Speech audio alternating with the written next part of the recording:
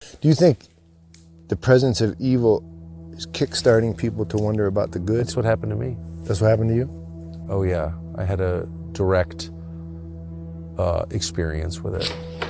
In the milieu of journalism or just? Nope, in my bed at night, and I got attacked while I was asleep with my wife and 4 dogs in the bed and mauled. Physically mauled. In a spiritual attack by a demon? Yeah, by a demon. Or by something unseen that left Is that right? claw marks on my sides, on my... So it left physical marks? Oh, they're still there. Yeah. A year and a half ago. Was your wife terrified? I know you were. I wasn't. I was totally confused. I woke up and I couldn't breathe and I thought I was going to suffocate, and I walked around outside, and then I walked in and my wife and dogs had not woken up, and they're very light sleepers. And then I had these terrible pains on my rib cage and on my shoulder, and I was just in my boxer shorts, and I went and flipped on the light in the bathroom, and I had 4 claw marks on either side underneath my arms and on my left shoulder, and they're bleeding. Wait, they were bleeding? They're bleeding, yeah. No, they're actual claw marks. And I sleep on my side, so I wasn't clawing myself. I don't have long nails. And they didn't fit my hands anyway. But yeah, that happened.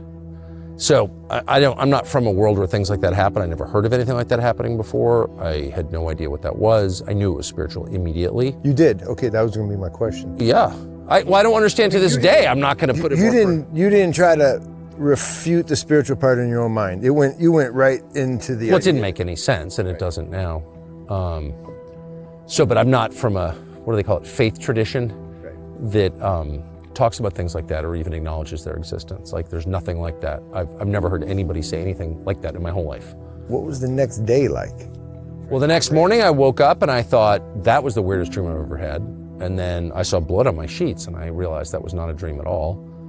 I called my assistant, who was like the only evangelical Christian I know, well enough to call with something bizarre like that, totally bizarre like that. And she said, oh yeah, no, that happens. Yeah, people are attacked in their bed by demons. What? What are you even talking about? Yeah.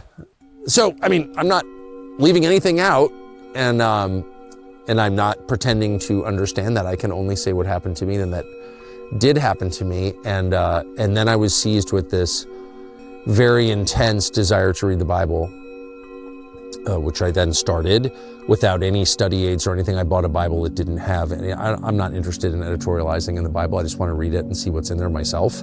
I have very low levels of trust for Christian pastors, most of whom, I'm just not a fan at all. And sorry to say that, but that's how I feel. And so I don't want to hear other people's opinions. I just want to see what's in there. And so I spent a year and a half reading it, and then I started rereading it. And it was just a transformative experience for me, but I'm not, holding myself out as someone from whom you could get theological advice, because I'm sure, not. Of course. I don't know. I don't understand any of it. But yeah, that happened. God allowed the demon? I have no idea what happened. All I know is I was dead asleep with my wife and dogs, and I woke up with claw marks on my rib cage underneath my arms, and it didn't even make sense. My arms would, anyway, whatever. No one has to believe me. I don't care. It doesn't matter. But that happened to me, and so I just was like, wow, that's real. Whatever that is, I'm even not sure what it is. It's very real. And so then that presence of that evil yeah, launches something.